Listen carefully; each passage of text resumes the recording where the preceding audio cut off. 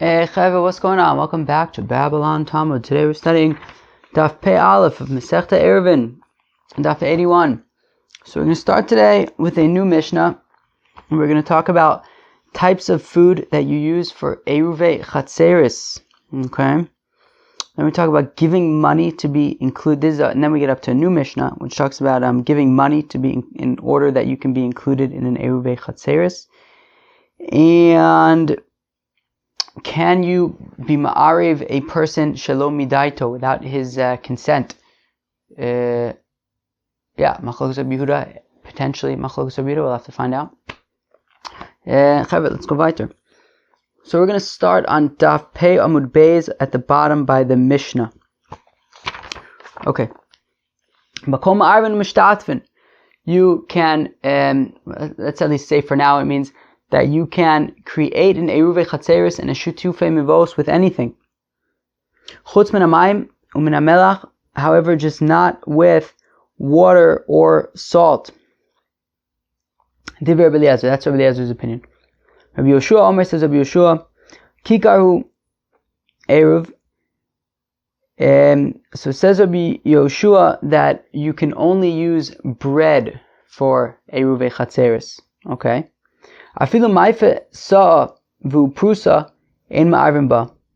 Now, even if you make a lot of bread, a sa'a's worth of bread, but it's not a complete loaf of bread, it's got some of it's missing, well then you cannot use it for your ayruv hatzeiros. However, kikar ki isar v'u shalim ma'arvin bo. However, a loaf of bread that's the size of a little coin, but it's complete, it's whole, you can use it for your ayruv. So we see that according to Rabbi Yoshua, you have to use bread for your ayruv hatzeiros, and it would have to be whole. Even if you have a nice big geschmacka loaf of bread, but it's missing some, so you would be unable to use it for your ayruv. But if you have a little tiny loaf of bread, and it's complete, it's whole, so that would work. Zok de Gemara, on Daf Pei Aleph, Amud Aleph, all the way at the top. Tanina chadazimna. Oh, the Gemara asks a very good question. If you remember, on Daf Chav Zayin Amud Beis, in the context of Ayruvei Tchumen, we already have a Mishnah that says, Bakom ma'arvin mishtatfin. You can make an ayruv with everything, and you can also make a shitufei mivos with everything. Chutz min hamayim ve'hamelach. The exceptions being water and salt. So we already know that by Ayruvei Tchumen, you can use anything other than water and salt. So why are we saying over here also, by ayruv hatzeiros, they can use anything other than water and salt? Well, to the exclusion of Rabbi Yoshua, because I may have thought to say, like Rabbi Yoshua says, the Amar kikarin midi achrina lo, that Rabbi Yoshua says you can only use bread for ayruv hatzeiros. So I may have thought to say that we hold like Rabbi Yoshua, that you can only use bread. Kamash Milan, the Mishnah over here, that says no, it's not just bread, you can make an ayruv hatzeiros with anything. Kamash Milan, bakol. Therefore it says with everything that you can use anything for an ayruv hatzeiros. Esve Abaye, but Abaye asks a kasha on Rabbah.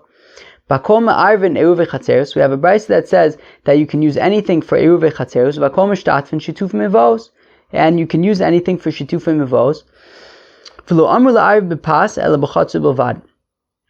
Now, when they say that you can only use bread, it's for ayruv hatzeiros. So we see something interesting. So we see that we're saying bakol in the context of really both ayruv hatzeiros and shituf mivos, but then we're saying that by ayruv hatzeiros you can it's limited to bread.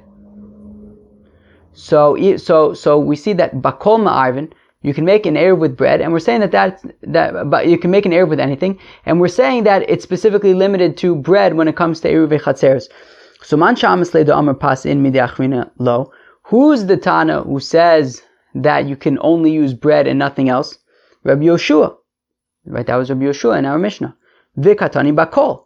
And yet it still says bakol. Right? So meaning, we just had a brayso that says that you're only allowed to use bread when it comes to ayruv hatzeiros. But the same brayso also said bakol ma'arvin, that you can make an ayruv with everything, bakol with anything. So, but anything seems to be limited to bread. So whereas Rabbah wanted to say that I may have had the Havamina to say, like Rabbi Yoshua, that you can only use bread for Ayruvin hatzeiros, and therefore we have our Mishnah that says Bakol, no, it's actually everything, but Bakol doesn't necessarily mean everything, because we have this Brisa in which it also says Bakol me'arvin, yet it's also saying that you can really only use bread. So therefore, Rabbah, the fact that it says Bakol doesn't necessarily mean that you can use anything. It may still only be limited to bread. So Ella, okay, if you have any questions, just let's go weiter for a second. I think things will make a little more sense. Ella Amar Rabbah bar Bachana, says Rabbah bar Bachana, Lafuke min Rabbi Yoshua the Amar Shlema in Prusalo. Here you go. So it's to the exclusion, it says Rabbah bar Bachana, it's to the exclusion of Rabbi Yoshua, who says that you davka have to use a complete loaf of bread. But if it was only a piece of bread, then you would be unable to use it according to Rabbi Yoshua. Kamash Malon Bakol, therefore it says Bakol, to teach that even even bread that is missing a piece. So therefore, what Rabbi bar Bachana is arguing is that when our Mishnah says over here, Bakol ma'arvin u'mishtatvin, that you can make an ayruv bakol with everything, it means any kind of bread.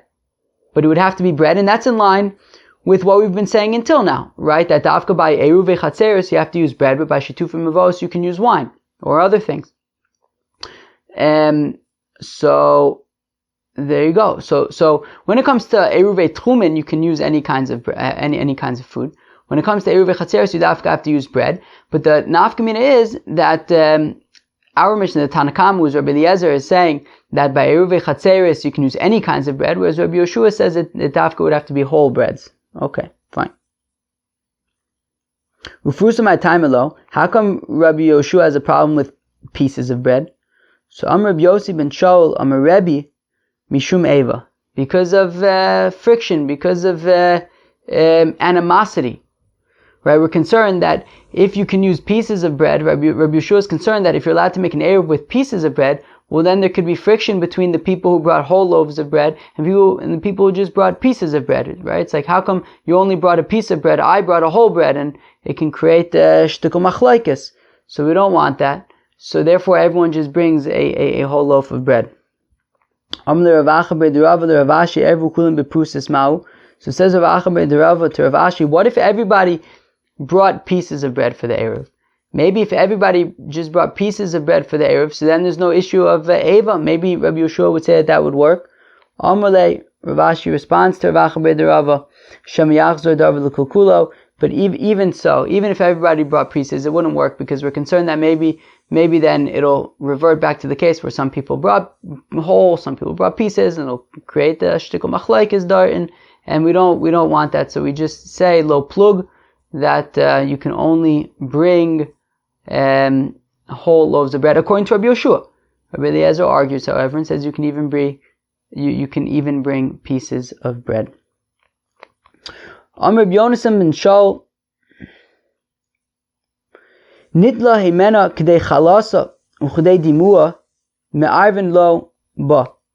So says Rabbi Yonasan ben Shaul that according to Rabbi Yoshua, who says that you need to have whole loaves of bread, but nonetheless, nitla himena k'dei chalasa u'k'dei dimua, if chala was removed from this loaf of bread, or if it was meduma, if some truma fell into this, I guess maybe the dough, so then you have to remove 1/100th. So you can do that, and that would be okay. Even according to Rabbi Yeshua, that would be acceptable if you remove the challah or the meduma. Me'arvin lo ba, you can use it for an ayruv. V'atanya, but 1 second, we're learning a brayse k'dei dimua me'arvin lo ba. 1 second, we have a brayse that says that if it's meduma, if some truma falls into some chulin, and you have to separate it from the bread. So let's say, I guess the dough, right? Let's say some truma dough, or maybe some truma bread falls into some chulin bread. So now you have to separate 100. So we have a brayse that says that would be beseder, but k'dei chalasa ein ma'arvin lo ba. However, if you have to separate challah, then you would be unable to use it for the ayruv. Lokash, it's no problem. It depends if it's a baker's bread or the bread of a balabayis. Why? What's the nafkamina? The Tnan is we learn in the Mishnah shir chala echad me'esrim ve'arba. So what's the amount of challah that you have to take? First of all, what is challah? Challah is that when you make a dough, you have to separate a certain truma, right? Varimosim imenu trumas. No, what does it say? Chalas meiser tarimu, right? Is that what it says? Right. What is it? Chala tarimu truma l'Hashem, something like that. Mikol risosechem tarimu chala. I'm forgetting now. Or Mikol risosechem chala tarimu truma l'Hashem, something like that. Anyways, when you make epis dough, you have to separate a certain truma that goes to the kohen, and that's called chala. So we're saying that amount is 1/24 of the dough. And this applies to somebody who's making dough for himself, or somebody who's making bread for his son's chasana. So then it's going to be 1/24. But a baker who's baking bread to sell in the market, or a woman who's baking bread in order to sell in the market, so then it's 1/48. So we're saying that, so, 1 second. So, Rabbi Yonasan ben Shaul said that if, according to Rabbi Yoshua, who says that you have to have whole breads, he nonetheless says if challah was separated from the bread, or if meduma was separated from the bread, so then it would be acceptable. Now, 1 second, we have a brayso that says the meduma would be acceptable, but separating challah would be unacceptable. So we answer that it depends. If it's a baker who separates 1/48 from the dough, then that's acceptable. But if it's just a regular person who separates 1/24, well then that is too much, and you would be unable to use it for the ayruv. Amar Rav Chizda says, Rav Chizda Tafar b'kesam ma'arvin lo ba. Rav Chizda says that if the bread fell apart, so you took some kind of like a wood chip or something, and you somehow connect it using some kind of chip or something. So then ma'arvin lo ba, it works. V'atanya ein ma'arvin lo ba, but we have a brayso that says that you can't use a bread that fell apart and that fell like in broken half, and then you use some kind of like wooden piece to fix it. Lo kasha ad yediah tifra ad lo yediah tifra. It depends. If you could tell that it was like stitched together after the fact, well then that's a problem. But if you can't tell, if you did a good job, so then you can use it for the ayruv. Amar Reb Zera, Amar Shmuel. Said Reb Zera in the name of Shmuel, ma'arvin b'pas orez u'b'pas dochan. You'd be allowed to use an ayruv of rice bread or millet bread. I feel like I forgot to include that in my little write-up over here. Akoponim. Amar ma'ukva. Oh, says ma'ukva. The Didi Mefarsh Lemine de Mar Shmuel. It was explained to me in the name of Mar Shmuel. Mar Ukva and Shmuel were kind of close. Mar Ukva was the Av Bezdin during the times of Shmuel. Anyway, so Mar Ukva says that it was explained to him in the name of Shmuel. V'pas orez me'arvin, u'v'pas dochan ein me'arvin. That with rice bread you can make an ayruv. With millet bread you don't make an ayruv. Amar B'chia bar Avin, Amar Rav, me'arvin b'pas adoshim. You can make an ayruv with lentil bread. Ini, really? But there was a certain woman who lived during the days of Mashmuel, and she threw some lentil bread to her dog, and the dog refused to eat it. So why would you be able to make an ayruv with something so disgusting? No, that wasn't lentil bread. That was some kind of combination of all sorts of different flours made into one bread. Tichsev, as the pasuk says in Yechezkel, when it's saying how they're going to starve, it says, you're going to take wheat and barley, uful, and beans, vadashim, and lentils, vidochan, and millet, vikusmim, and spelt, vigomer. You're going to take all sorts, you're not going to have much food, so you're going to just take whatever flours you have available and make it into bread. Yeah, so that's like not a good thing. Rav Papa Amar, ahit sluya. Wow. Yeah, they said the other day, for such a quiet place like Teaneck, there's a lot of motorcycles, but I don't think that the Teaneck people own the motorcycles. There must be other people driving through. I don't know. So Rav Papa Amar said to Rav Papa, Tzluya b'tzoas ha'adam ha'avoy. Yikes. That combination bread in Yechezkel was bread that was roasted in human excrement. It doesn't sound very good. T'chsev, as the pasuk says, V'hi begel leitzeas ha'adam te'ugena leineim. That it was roasted in human excrement. What does it mean that you will eat cakes of barley? Amar of Chizda l'shiurim, that you're going to eat this bread, this combination bread, cooked in human excrement. You're going to eat it in like small amounts, because there's not even going to be a lot of it. Rav Papa Amar arivasa karei v'sarim v'lo karei v'schitim, that its shape was the shape of barley bread, not the shape of wheat bread. Okay, so mixed bread is not so geschmack. Okay, Chaver, new Mishnah. So this Mishnah is kind of interesting. It talks about if you give money to somebody and then say, here's the shekel money, and if you end up making an ayruv, so, here's some money, I'm contributing towards it, I'll be included. So that's kind of the gist of the Mishnah. So, nosin adam ma'a lechenvani v'lanachtom. So a person can give a ma'a, a certain amount of money, to a chenvani. So a chenvani being a store owner. So that would be like to buy wine for the shitufim mevos, v'lanachtom, or to a baker in order to buy a portion, buy a portion in an ayruv for bread for an ayruv hatzeiros, kadeshi yizake lo ayruv, so that he will be mazakim an ayruv divrei Rabbi Eliezer, according to Rabbi Eliezer. So according to Rabbi Eliezer, you can go to the baker, with a little bit of money, let's say $1. You give the baker $1, and you say to him, look, if anybody comes and you end up making an ayruv, well, just here's this $1, and I'll be included in the ayruv. So according to Rabbi Eliezer, that's fine, that works. But the Chachamim say, Lo zachu lo ma'osav. It doesn't work. Let's go weiter for a minute. Umodim, but they admit b'shar kol ha'adam, by everybody else, shezachu lo ma'osav, that the money would work. She'emarvin lo adam ele midaito, because you can only be ma'ariv for a person midaito. Okay, so this gets a little bit subtle. So here's the thing. So let us focus on the second part of this for a second, right? So the Chacham said two things. Lo zach lo ma'osav, right? They said that when a person gives money to the baker, so that his money won't work.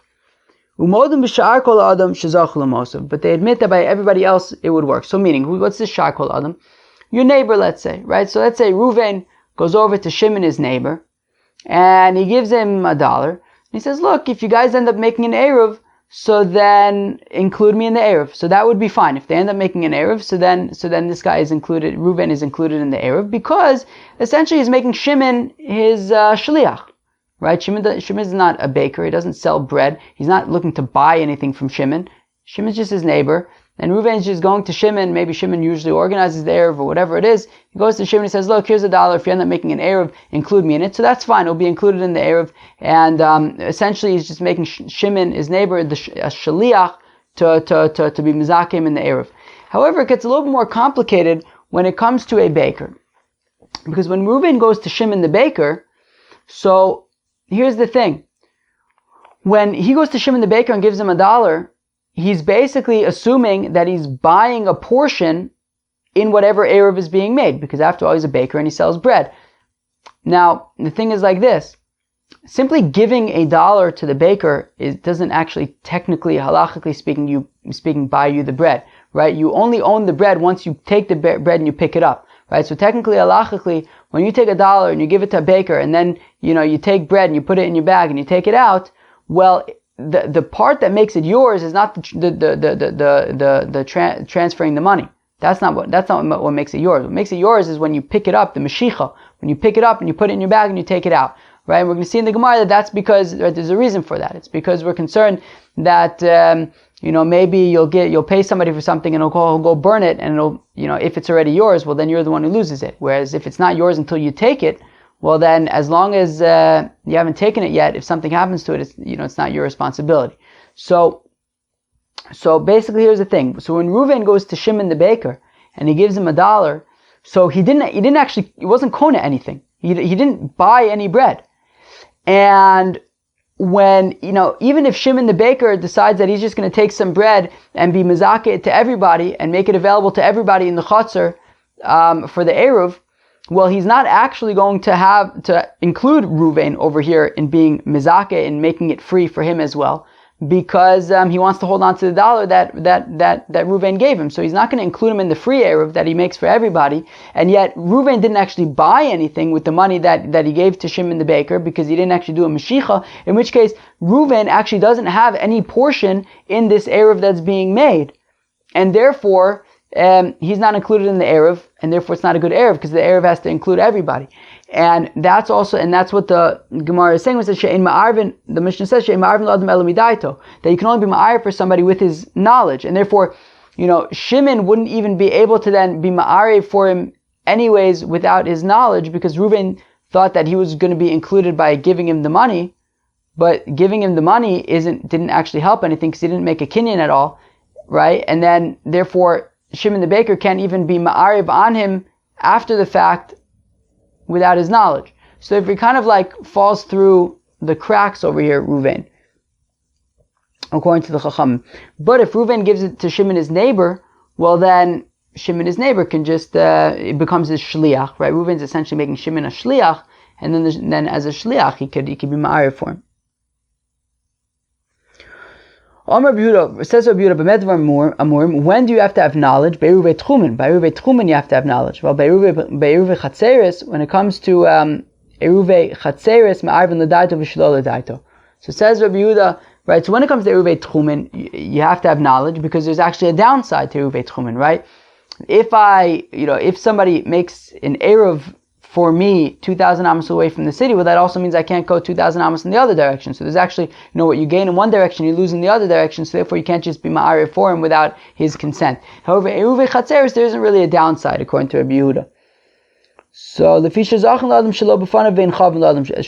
because you can, help somebody out even if he's not around. You could do something that affects him favorably when he's not around, but if we can't do anything that can have negative ramifications unless you have his consent.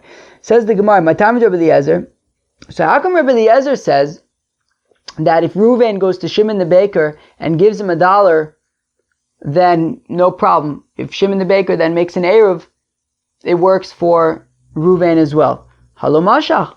Reuven didn't make a kinyan. He didn't do a mashicha. He didn't take the bread with him. So therefore, nothing belongs to Reuven. So Amar Rav Nachman, Amar Abba bar Abau, Asau Rabbi Eliezer Kidalid Prakim Bashana.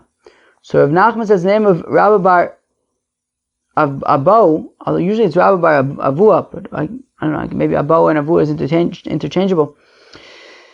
So Asau Rabbi Eliezer Kidalid Prakim Bashana, that Rabbi Eliezer made this situation like the Dalid Prakim Bashana. What does that mean? Ditnan, as we learn in the Mishnah, B'dalid prakim elu mashchitin es hatabach bal korcho. That in these 4 periods of the year that are like holiday seasons, so we can force a butcher to shecht even against his will. Afilu shor shave 1,000 dinar ve'en lokeach ele dinar echad kofin oso lishchot. Right, even a ox that's worth 1,000 dinars, and this fellow only has 1 dinar, we would nonetheless force him to shecht the animal, right? So during these 4 times of the year, basically the holiday seasons, right? Was it Sukkot, Pesach, Shoshana, Shavuos? So you have a butcher. The butcher has an ox. The ox is worth 1,000 dinars. The butcher really is only interested in checking the ox if he has people to buy it.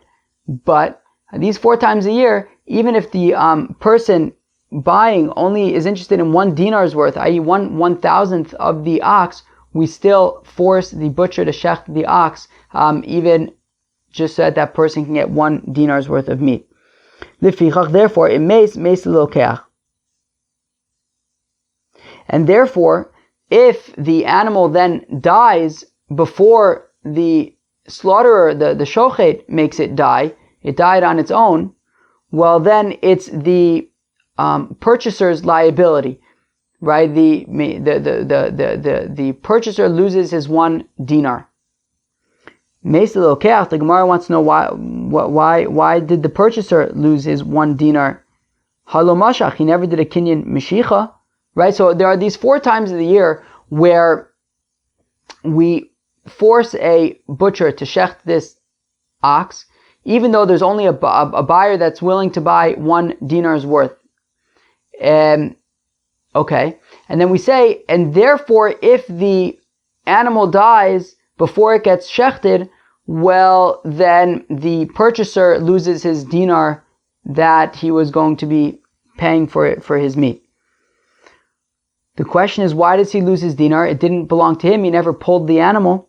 So Rav Huna b'shem Ashach. So Rav Huna says it's talking about where he did pull the animal, and because he did a mashicha, because he pulled it, that's how he acquired ownership of it, and therefore when the animal died before it was shechted, well then it's the person whose possession it was in, i.e. the purchaser, who lost the, he has to swallow the loss. But if that's so, that we're talking about where he pulled the animal and made a kinyan that way, Ema Seifa, I'll ask you a kasha from the end of this Mishnah. B'sha'ar Yemos Hashana, that the rest of the days of the year, Eino Kain, is not like this, and Lefichach im meis lemocher. And therefore, if the animal dies, it's the seller, i.e. the butcher, who has to swallow the loss. Right? So for the rest of the year, if somebody wants to purchase only 1 dinar's worth of a 1,000 dinar ox, we don't force the butcher to shecht the ox, and if the ox dies, well, the purchaser has nothing to do with it, and it's the owner of the ox who needs to swallow the entire 1,000 dinar loss. But 1 second, if it's like Rav Huna, who says that there was a meshicha, that the purchaser pulled and therefore acquired the ox, hamasha, he did a meshicha, he was kona the ox, so then the purchaser should have to swallow it if he in fact did a meshicha, and then the animal dropped dead. Amar Reb Shmuel bar Yitzchak, says Reb Shmuel bar Yitzchak, Lo'olam b'shalom mashach. Really, it's talking about where there was no meshicha, right? The purchaser did not pull the ox. Well, if that's the case, well then if there was no meshicha, well then in the first case, when the animal dies, why is it the purchaser who needs to swallow the loss? He never pulled the animal towards him, right? And therefore he never made a proper kinyan. So Achab Ma'eskinon, here what are we talking about? B'shazichsalo ayidei acher. That it's talking about where somebody else was mizakeh the ox to this fellow, right? So in these 4 times of the year, we're talking about if, this Yidela went to buy 1 dinar's worth of this 1,000 dinar ox, and then the shoichet, the slaughterer, was mizakeh. He conferred ownership to this Yidela by way of somebody else, right? That somebody else, that the owner said that, okay, this meat is going to be for this Yidela, and then somebody else conferred the ownership to him. So in that way, he was able to take ownership even without a meshicha. And we're saying that B'dalad Prakim Elu, that Dizchusulo Zachin Lo Shelo B'fanav. And specifically these 4 times of the year when it's beneficial for this Yidela who wants to buy 1 dinar's worth of meat, it's beneficial for him to get this meat because everybody's getting meat during these times of the year. So therefore, we're able to be, right, mizakeh, we're able to zachin la'adam shelo b'fanav. Somebody else can confer ownership to him, even not in front of him. But b'sha'ar Yemos Hashana, during the rest of the days of the year, tichovulo, that it would be negative for this person because it's an expense. So ein chavin lo ela b'fanav, we can only sort of incur this expense with his consent. So we see that, but during the 4 times of the year, we can assume that it would be beneficial for him to get this, to pay a dinar for this meat, and therefore we could be mezakeh al yidei acher. And we're saying, according to Rabbi Eliezer, he's saying that the same thing would apply also to this guy who paid the baker for his role in the, for a portion in the ayruv, that even though he didn't actually make a kinyan, but nonetheless the baker could be mezakeh his portion in the ayruv to this fellow who gave him some money. Rav Ila Amar Rabbi Yochanan, says Rabbi Ila in the name of Rabbi Yochanan, B'dalad prakim elu ha'midu chachamim divrein al divrei Torah, that it was during these 4 times of the year that the chachamim actually placed their words al divrei Torah. That meaning, mida oraisa, if you give money, you actually get the ownership, right? So if I pay for something and transfer money, well then it's mine. Mida oraisa, that's the way it would work. Right. However, the Rabbanan said, right, let's go weiter. The Amar Rabbi Yochanan says, Rabbi Yochanan dvar Torah maus konos, that mida oraisa, money really does matter, right, does make a kinyan. So then how come they said that money doesn't, right, the transferring of the money isn't what makes the kinyan, but rather you actually have to pull the animal in order to make the kinyan? Because we're concerned that let's say somebody's buying wheat and he gives money for the wheat, and then now it's his. And then they're going to say to him that, oh, unfortunately all your wheat got burned. Well, if it's his by the time that he transferred the money, well, he's the one who has to swallow the loss. So therefore we say in order to prevent a situation like that, we say that transferring money is not what makes it yours. It's not yours until you take it. And therefore, if something happens to the wheat in the interim, it's not you who loses out, and you can reclaim and you can claim your money back. Right, but the Chacham admit that when it comes to just anybody else, right, that if Reuven goes to Shimon the neighbor and gives him some money and says, look, if you guys make an ayruv, include me, then it works. So man shakol adam, who's other people? Amar Rav Balabayis. Rav says it's talking about a Balabayis, a homeowner, a neighbor.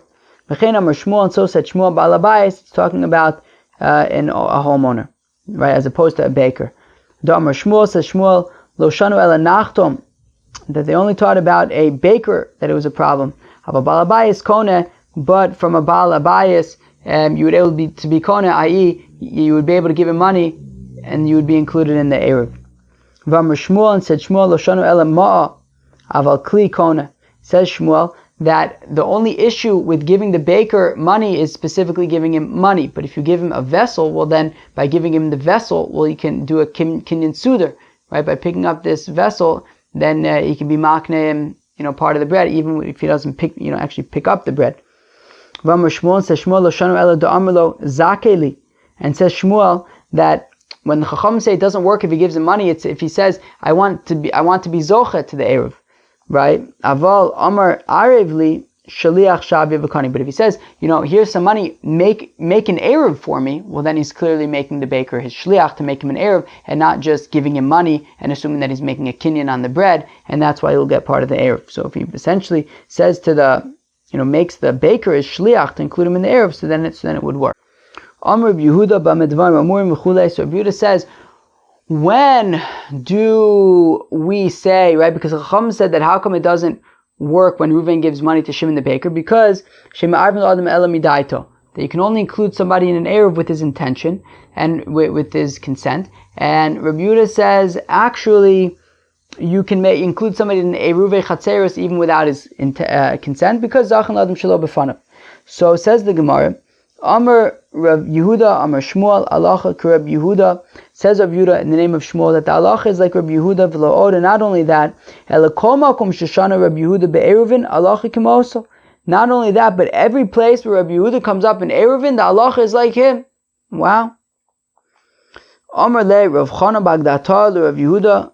Said Rav Chana Bagdata to Rav Yehuda, Amar Shmuel afilu b'mavish nidlu korosa v'lechyav.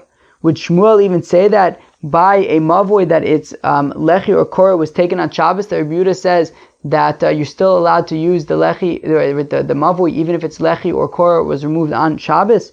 Would Shmuel say that the halach is like Rabbi Yehuda? Amarle be'eruvin amarti lach v'lo b'mechitzis. So Rabbi Yehuda responded to Rav Chana Bagdata that Shmuel was talking about Ayruvin, that when it comes to Ayruvin, the halacha is like Rabbi Yehuda. But what you're asking me is about mechitzis, right? Lechi and korah are halachas in mechitzis, not halacha in Ayruv. And therefore, no, we don't necessarily pass in like Rabbi Yehuda there to say that even if the lechi and the korah was removed on Shabbos, the mavoi would still be permitted. We don't hold like that. But that's not an Ayruv question. It's a mechitza question. Amle Rav Acha b'Drava le Rav Ashi halacha mechlal de pligi. Now says Rav Acha b'derava to Rav Ashi, from the fact that Shmuel says that the halacha is like Rabbi Yehuda, that implies that it's a machlokas. That there are those who would disagree with him. That there are those who would say that you would need a consent when it comes to ayruv. V'amar Rabbi Yeshua ben Levi, but didn't Rabbi Yeshua ben Levi say, Kol makom she'amar Rabbi Yehuda emasu v'ameh b'mishnasenu, that whenever Rabbi Yehuda says ematai or bameh, right, when he says those words, either ematai or bameh, enu el lefarish divrei chachamim, that says Rabbi Yeshua ben Levi that whenever Rabbi Yehuda says in the Mishnah ematai or bameh, it's only to explain what the Chachamim are saying, right? So meaning, how could Shmuel say that the halacha is like a Yehuda? That implies that there's actually a machlokas, that the Chachamim disagree with him. But Rabbi Yeshua ben Levi said that whenever it says either Emasai or Bamed Mamurim, like over here, he's actually explaining the Chachamim. He's not arguing with the Chachamim. But Velo Pligi, what do you mean that Rabbi Yehuda doesn't argue about Anantanan?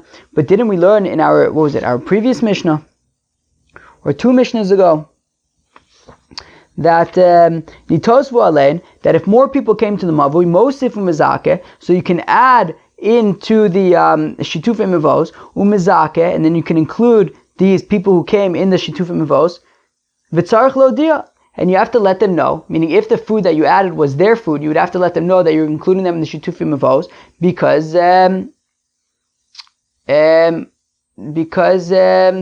you can't include them without their consent. So the Gemara answers like actually what we tried to answer over there was Hasam b'chatzor sheben shnei mavos. That over there it's talking about when you have basically 5 chatzors and 3 chatzors and 2 mavos in between. So that middle chatzor, you don't know which mavoi it's connected to, and because you don't know which mavoi it's connected to, you have to ask them. But by default, you would be able to include people in a ayruv or a shituf even without asking them. The Amar of Shezvi, Amar of Chizda, but didn't Rav Shezvi say the name of Rav Chizda on Daf Pemud Beis? Zosomeres Chalukin Alav Chaver of Rabbi Yehuda. But one second, Rav Shezvi said the name of Rav Chizda, that Davka Rabbi Yehuda and the Chacham disagree, right? And the whole point was not to say that it's talking about 3 chatzers with 2 mavos in between, and we don't know which Shitufim Mivos these people are planning to be part of. No, it's not talking about that, right? The whole point of Rav Shezvi in the name of Rav Chizda was that Rabbi Yehuda does in fact argue with the Chacham. So what's pshat? How on the one hand is Shmuel saying that the halacha is like Rabbi Yehuda, implying that there's a machlokas, and also like Rav Shezvi and Rav Chizda are saying, but Rabbi Yoshua ben Levi is saying that whenever it says Emasayin Bameh, Rabbi Yehuda is only coming to explain. So Ella Gavra Karamis, are you really asking a question between Shmuel and Rabbi Yeshua ben Levi? Ma'asav pligi and ma'asav lo pligi. Shmuel holds that there is a machlokas between Rabbi Yehuda and the others, and Rabbi Yeshua ben Levi says there's no machlokas, that they argue. But so it's a machlokas about whether or not there's a machlokas, right? Shmuel would say there is a machlokas. Rabbi Yeshua ben Levi says there's not. Cheveh, that's Daf Pei Aleph Masechta Ayruvin. Let us review what we learned. So at the beginning we talked about types of food that you can use for ayruv hatzeiros. So we had the opinion of the Tanna Kama, which is Rabbi Eliezer, that bakol ma'arvin, you can make an ayruv with everything.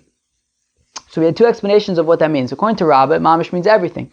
But Abai pointed out that everything could really mean only bread. So therefore, Rabbi Bar Chana says actually what it means is that what Rabbi Eliezer, the Tanna Kama, is saying that you can use any kind of bread for ayruv hatzeiros, whereas Rabbi Yeshua says that you have to use whole bread, right? So according to Rabbi Eliezer, you can even use pieces of bread. According to Rabbi Yeshua, you have to use whole breads, and we said that the reason is mipnei eva, because we don't want that some people will bring whole breads and some people will bring pieces of bread, and then people will get upset at each other. Giving money to be included in the ayruv. That was an interesting sugya. So Rabbi Eliezer says, yeah, you can go to a baker and you can give him some money and say, look, include me in your bread, even though in general circumstances, that wouldn't be considered a kinyan. Whereas the Chachamim say that you can give money to your neighbor in order for him to include you in the bread, because you're in the ayruv, because you're essentially making him your shliach, your messenger, to include you in the ayruv. But the Chacham say by a store owner or a baker, you would be unable to give him money because you're not actually making a kinyan on that bread, and therefore you actually don't have a portion in that bread. So we had a question, how could Rabbi Eliezer say that when Reuven gives Shimon the baker money, it works? So said Rav Nachman and Rabbi Bar Abba that we basically treat it like the 4 times a year. What does it mean the 4 times a year? That there are these 4 times of the year that we force that we compel a butcher to shecht an animal, even if somebody only wants to buy 1/1000th of the animal. We say, how does that work? So we gave 2 answers, right? One is that either that somebody gives him that dinar and then he's mizakeh by somebody else. So the other way it works is that these 4 times of the year, actually, we rely on the deoraisa, which is that midoraisa. When you give somebody money, that is actually a kinyan. Just the rabbis said that we want the mashicha, that we don't want the money itself to be, the transferring of money itself to be a kinyan as a safety precaution. So we say it's actually when you take your merchandise, that's when it becomes yours. But we treat the person who wants to be included in an ayruv like these 4 times of a year, where essentially just giving some money will be enough to make something yours. And then we were talking about making an ayruv without your consent. According to Shmuel, it's a machlokas between Rabbi Yehuda and the rabbis, but we paskin like Rabbi Yehuda. According to Rabbi Shmuel Levi, there's no machlokas. Rabbi Yehuda is just explaining the rabbis. Cheved, that was Daf Pei Aleph. I hope you enjoyed it. Peace out.